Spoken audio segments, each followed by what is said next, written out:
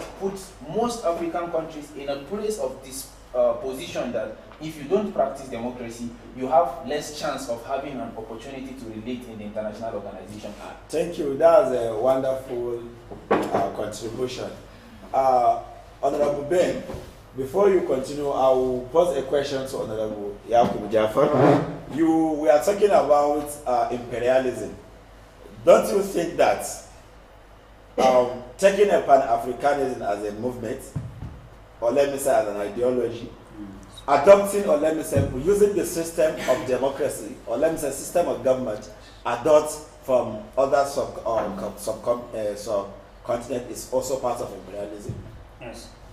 Let me answer this question like this. We have to understand that the type of democracy we are using is called Western democracy. Before coming of the colonial masters, we have a system of democracy in Africa. For instance, in Igbo societies, they have their own way of ruling, which is more democratic, understand, than some part of northern Nigeria. Second example is that part of the middle belt, we're using... Sorry, you mean there was a democracy in Nigeria? Yes, before the coming... But what is your definition of democracy? Why do you understand? It depends on the way you want to define it. Okay. You understand? It depends on your perspective. Because democracy, we have a political scientist here. It's not an English word. Democracy is a combination of what? Greek Demo and creative. Demo and creative. Government of the people. Understand? By the people. According to them, is government for the people, by the people, and what? That's the definition of yes. Abraham. According to Abraham Lincoln, former president of America. So if we really want to decolonize ourselves from the Western colonialists or imperialists, we must adopt a system of government which is suitable to our people. If not, we are still practicing Western democracy. That is why we are not growing. If I should understand you now, you need an Africa where there will be a system of government which is suitable to Africans. That is suitable for yes. Africans. Yes. I think that was a radical Africanism. So by suggestion, which system? Okay. Now, if we should suggest, do you think that will be? It is possible, considering that in Africa we are black and some Africa, it's just that we share geographical location, but there are some people that are white. There are some countries that are also white. Do you think, since we have diversity, even in Nigeria, our culture is different. We cannot compare culture of, let's say, northern Nigeria and that of southern eastern Nigeria. So do you think it is now possible to bring on board just Nigeria under a single platform that is not democracy? So now, of talking about the entire Africa. Let me answer this question. Okay. Now that we are practicing Western democracy, which is not suitable to us, are we not under the same umbrella? Okay, are you now bringing your alternative that will address our issues, or you are bringing your alternative that will still have some issues your statement, unresolved? Where you see we have different people. Some are Hausas, for instance, while some are Igbos, while some are Yorubas. I think the constitution of the country, understand, or the constitution of Africa will define those aspects. That's a wonderful contribution. Honorable Ben, you've been raising your hand. Please, what's your... I almost forgot what I want to say. Sorry for keeping you waiting. Right, Honorable. While standing on the existing protocols, I agree to my chairman, my excellency. I want to take notice of what he said concerning the currency.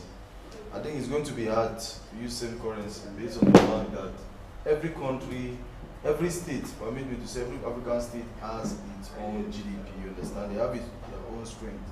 Now, trying to use same currency means there will be an equilibrium of the strength of the distance. And you quite know that there are most of the white people that are still located in Africa. Take for instance Morocco and Egypt. They are still Tunisia, all these people, they are Africans. But you can't, Libya, you understand? You can't compare their strength, you understand? This was the thing that, God bless his soul, Muhammad Gaddafi wanted to do, you understand? If it happened, it would have been good, you understand? Because at that time, to be an equilibrium. The American, the Europe, they have this, their G5, I mean, GDC, they have this governors coming together and they are strong that no matter what you try, you understand, you can't do this thing. So I believe that Africanism can come to reality if the leaders we have are not selfish. If I hardly see any leaders, all they are concerned right now is after their pocket. Thank you. If I should understand you, or if the House should understand you, you are emphasizing on patriotism by Africans and coming on a single platform to promote Africa. That's a wonderful contribution. Let me give a forum to our Right Honorable Nora from Executive Governor of Bauchi State, and we'll take one or two contributions. I'll call it a day. Thank you. Sorry, Mr. Chairman, thank you very much for giving me this opportunity to speak on the already existing protocol. I want to beg on your permission to remain seated while I chip in my contribution. Okay, still, that is still keeping Pan-Africanism back from not achieving its dream is this agreement. And looking at the point raised by His Excellency, the Executive Governor of Plateau State, saying that it is not possible for us to have a single currency that will mitigate our economic system. I think this is one of the issues, because him now saying it is not possible for us to have a single currency is one of the things that is keeping us back. Because up till now, one of the reasons why we are yet to come up and with this policy and make it a reality is that the African countries are still in disagreement that where will the headquarters of this bank be? And looking at the vision of Pan-Africanism, one is promoting economic growth. Then, how can we promote our own economic growth if we are patronizing other currencies? We can achieve this. Now, think of India before the coming of their hero, Mahatma Gandhi. There exists a time whereby he said no importation should take place in India, and they suffer for good 25 years. Then why can't we Africans put ourselves into this situation? Now, go to America. What is the central currency of America as a continent? It's dollar. Now, go to Europe. What is the central currency of Europe? It's euro. Put ourselves in their shoes, discipline ourselves, and have a single currency and also have a single system of government. If I should understand you now, Honorable, you are talking about how we can transform from consumption to production. Of course. As Africa country. Of course. And that's a wonderful contribution, and, because, Honorable, if we should take example of, let's say, like Kuwait now, I think Kuwait has the highest ranking currency. And Kuwait is not a combination of countries, it's just a single country. And I think the reason behind it is because they are they have transformed from consumption to production. They have lots to offer to the other countries. So now, based on your suggestion, if we should transform from consumption to production, we can be able to have the economic strength so much so that we can have a single, or let me say, a unitarian currency, of course, which will help to boost our economy. That's a wonderful contribution. And sorry, lastly, before you hand over the floor to another person, looking at one of the vision of Pan-Africanism is celebrating our what? Culture. And now, if we keep borrowing from the Western culture, now we borrow their currency, we borrow their system of governance, and we are still saying that we should not come up with a system of government with a single currency that will help us work as a single entity. If I should now, understand you, go back to Morocco. Do you know that Morocco now, currently, they are ashamed of calling themselves Africa? okay. Or is geographical location? Africa by geographical location and Africa by a continent. Okay, why some people think they are not part of Africa because they are not black? Yes. Now, this is the question now. Why do they think so? They are not part of Africa because they are. I don't know. Who can answer that question for us? Simply because Okay, we have to want to answer the question for us. Okay, what's okay? The reason is that because Africa, we are not developing. Yes. I think we are developing. They could have aligned to Africa.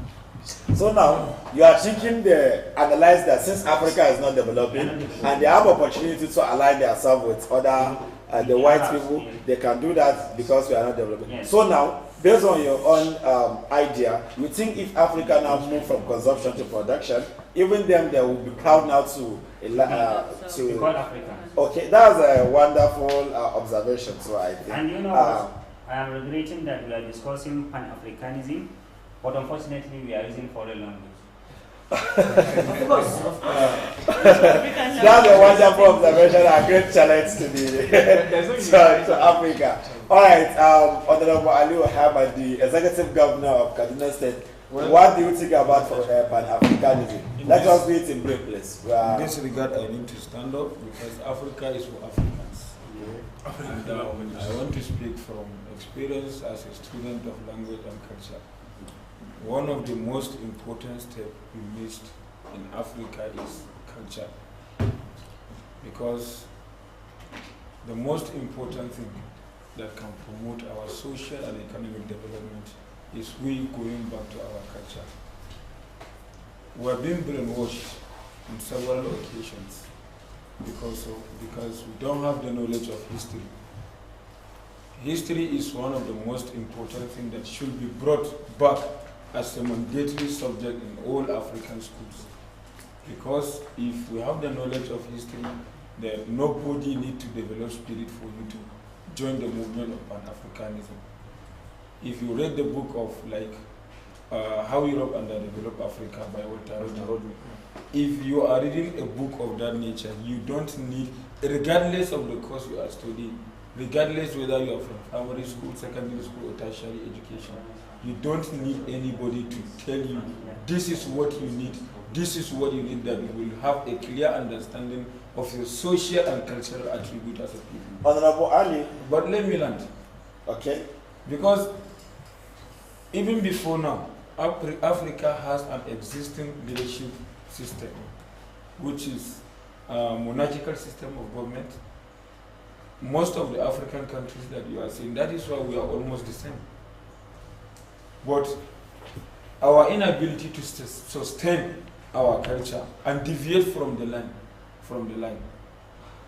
Now, for example, even if it is a solution, we cannot be able to devise a local, a homegrown solution.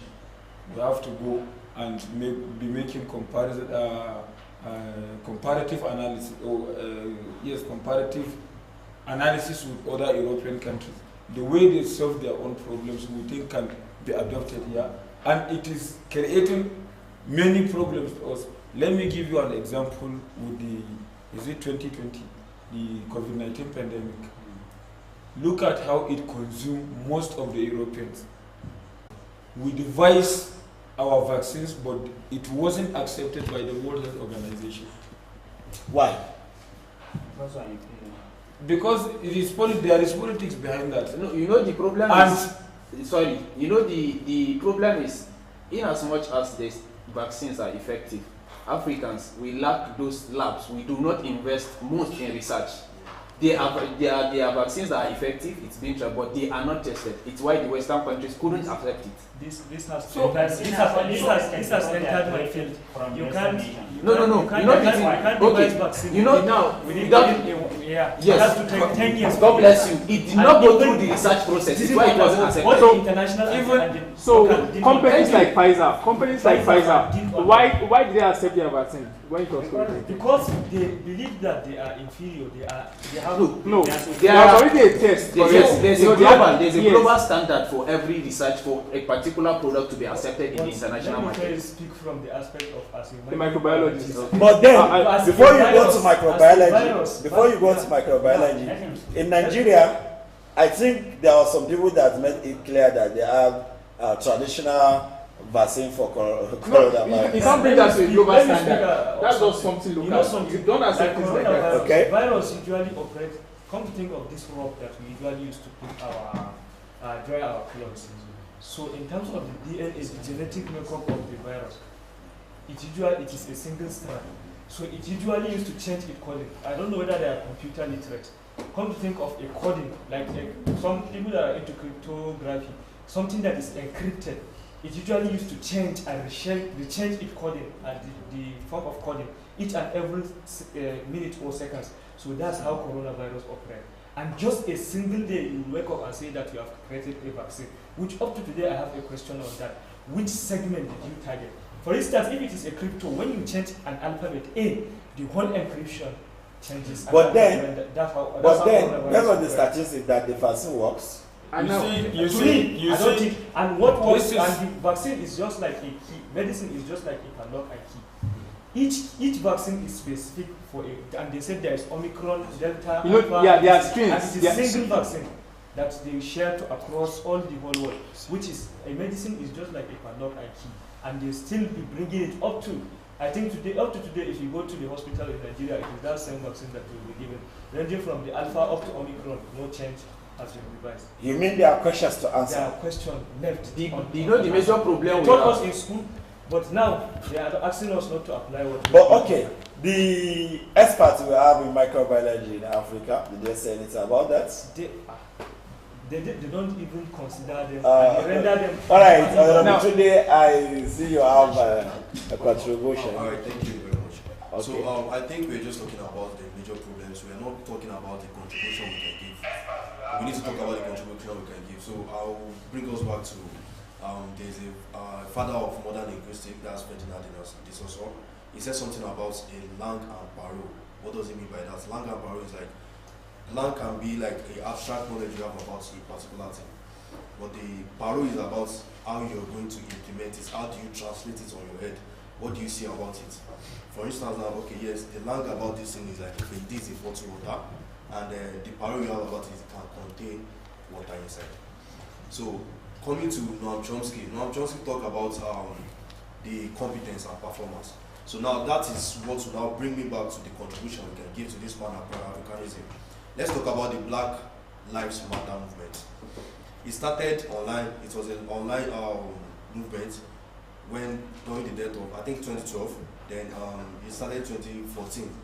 They established it in 2014 after the death of George Floyd or something. So now, what is the contributions it has been able to raise? I believe most people that are online, ever since that time, since 2012 to date, we still have knowledge about Black Lives Matter.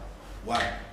Now, coming back to what Honorable from FCT said, he said something about the color, which you asked me a question like, why do Africans see themselves? He talked about, I think, Morocco. Yeah. Now, then let's go back to when this issue of South Africa happened. Xenophobia. So they see themselves like, even when you are black, when they know you are black, you have a limited things you can do. So this is one of the issues that we see. Then how then can we contribute to it? So but talking about in South Africa, yes. I think we have both the black and white in South Africa. Yes. Because that's the basis of activism of the people like Julius Malema, the president of AFF. So do you think they have problem of that color? Yes. Against people that are not in South Africa? The problem, even now, because in terms appetite. Okay, is it that they don't like people? No, in terms of South African development is being restricted to the area where whites live, whereas before they are independent. Yeah. That is before they are independent. Okay, what is the basis of organizations like EFF? You know, so the basic, the basic contribution I suggest myself personally is like seeing ourselves as a true human being. Whenever we leave our country, whenever most people, like let's say our African diaspora, whenever they leave their country, when they go to Europe, they believe that yes, we are coming here to seek opportunity, not seeing themselves. Whereas, if you check well, Africans are the people that work most outside the country. That is why they gain more money when they come back. Most of these people that are outside, it's not everybody that has opportunity. If I should understand we your need to see the value contributions in now ourselves first from the grassroots. Like yes, I have the value, and I have to place the value myself. Okay, if I should understand your contributions now, you all are talking about changing mindset of Africans. Yes, like Pan-Africanism should not just be a movement, but it should be an ideology, and we should mandate history to all Africans that they will know the culture of Africa and they will be proud and call themselves the Africans. And it should not just be a mere advocate. Yes, I will show. They also work on from transforming from consumption to Yes, production. I'm looking at the way Africans move to the Western world to go and develop their country. I suggest why we, the Africa, we should remain in our region and also develop our region. But now, is Africa ready to develop? Mr. Chairman, you see, one of the economic, Africa has 3 economic potential, which is number 1, trade, number 2,